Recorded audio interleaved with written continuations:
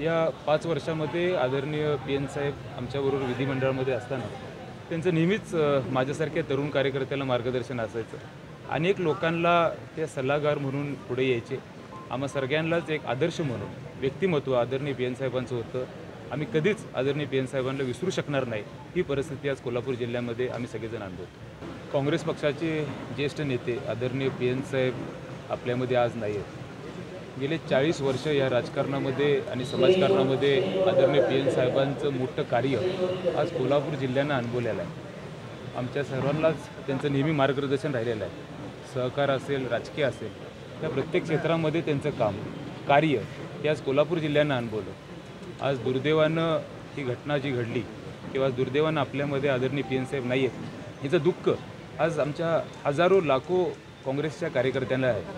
काँग्रेस पक्ष वाढवण्यामध्ये त्यांचं मोठं योगदान राहिलेलं आहे. आम्ही सर्वच काँग्रेस पक्षाच्या कार्यकर्त्यांच्या वतीनं आणि आमच्या कुटुंबाच्या वतीनं आदरणीय पी.एन. साहेबांना श्रद्धांजली मनापासून अर्पण करतो. तर एक मोठी पोकळी निर्माण होणार आहे.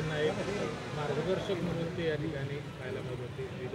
नक्कीच या 5 वर्षामध्ये आदरणीय पी.एन. साहेब आमच्याबरोबर विधिमंडळामध्ये असताना त्यांचं नेहमीच माझ्यासारख्या तरुण कार्यकर्त्याला मार्गदर्शन असायचं.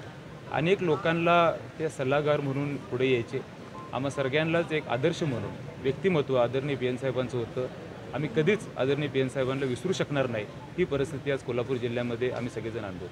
अशाच नवनवीन अपडेट पाहण्यासाठी आमच्या KK न्यूज चॅनेलला सबस्क्राईब करा.